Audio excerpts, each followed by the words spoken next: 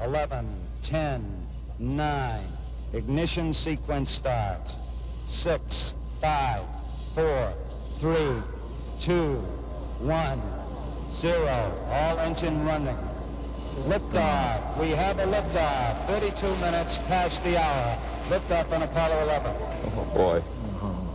There you have it. Oh, boy, it looks good, Wally. 50 years ago this week, the Apollo 11 mission took off, headed for the moon. The 50th anniversary of the landing is this Saturday. With that in mind, let's speak to one Canadian astronaut who may have the hopes and goals and aspirations of heading to the moon one day. Jeremy Hansen, Canadian astronaut with the Canadian Space Agency. Good morning, Jeremy.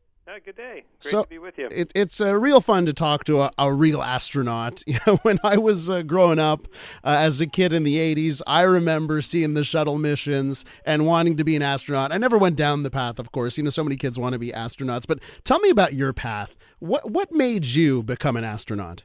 Yeah, it's fun to think of this Apollo anniversary for me because even though I wasn't born when they landed on the moon, it definitely influenced my career path. I saw an image of either Neil Armstrong or Buzz Aldrin standing on the moon. I'm not sure which one. It was under Neil Armstrong Encyclopedia A. I still have this. It's burned in my brain. I can still see it.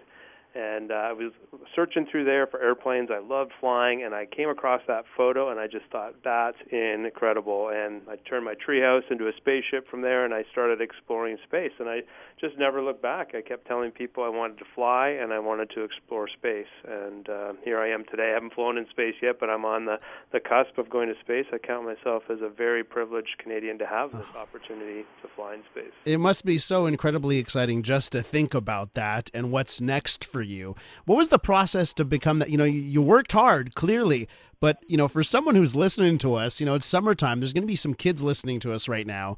What's the path that you actually had to take in order to become an astronaut? Yeah, for our Canadian youth who are interested in going to space, there's probably the most important thing they need to know is space is changing. You know, we have such a small astronaut corps right now, but in the future, we're going to have commercial astronauts, we'll have government astronauts, we're going to have more people flying in space. This is a very viable career alternative or path for Canadian youth today to envision themselves exploring space, both in low Earth orbit, around the moon, and definitely onto Mars. So I think, you know, it's really going to change in the next decade. The writing is not even really on the wall anymore. It's right in front of us. We live in a world where rockets blast off and land again and are reused, and that is a very significant enabler for the future. So for Canadian youth interested in following that path, I always say there's a few things we need to work on. One is the academics. Obviously, you need to follow an academic path, get a university degree, and do it in something you love to learn about.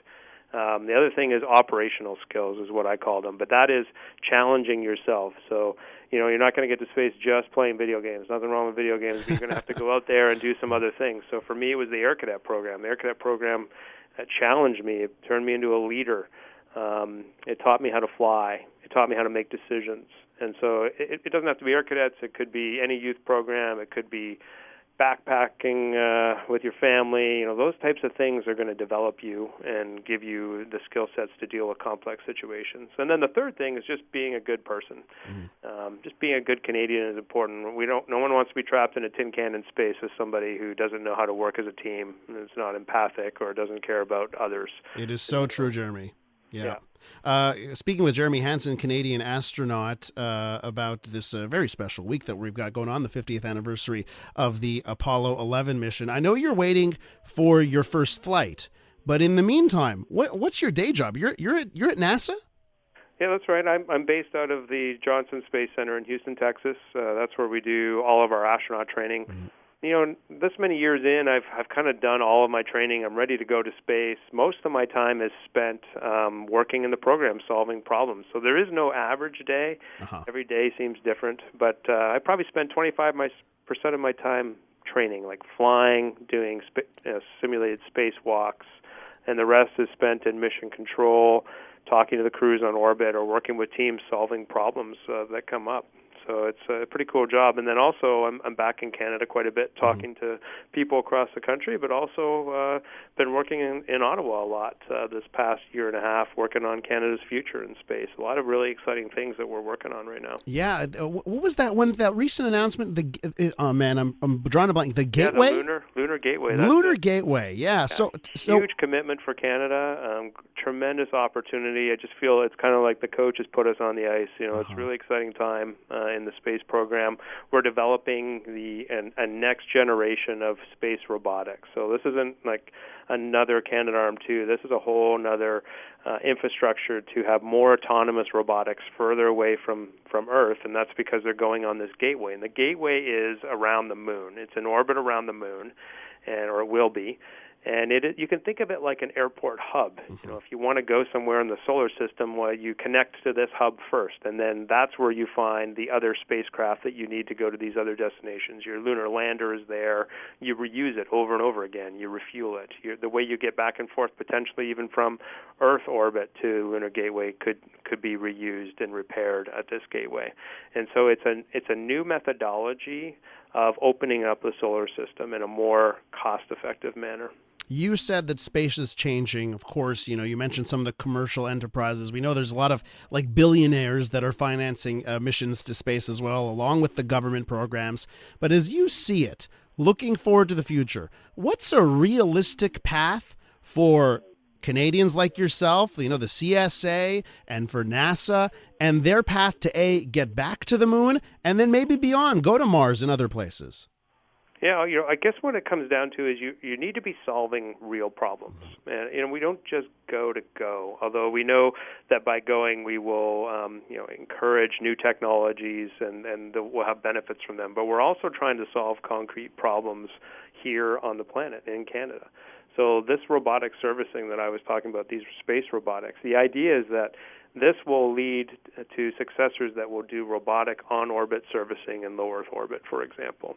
And that's important because you and I are using satellite technology every single day of our lives. And being able to do that in a more cost-effective manner means we can do more from space and tackle some of the big questions we have and big problems like climate change, for example. Space data is super important there. So that is changing how we look at space exploration even. We look for things that can solve problems on the planet. Medical. We're looking very specifically at medical right now as delivering medicine in space or medical care in deep space, very similar to the issues we have delivering that same service here in isolated parts of Canada. So we're looking at those synergies and saying, hey, how can we bring some great minds together from different programs, from the medical side, from the space side, and tackle these problems on the planet, and then spin that into space and take that to the international partnership and do more in space. So the opportunities, I guess to sum that up, the opportunities for Canadians and governments in the future is in partnership with commercial aspects and with solving problems. Canadian astronaut Jeremy Hansen. Jeremy, I hope the next time we talk, it's ahead of one of your flights into space. And just I'm excited. I'm a big proponent. It's a real pleasure to talk to you. The pleasure is mine. You have a great day.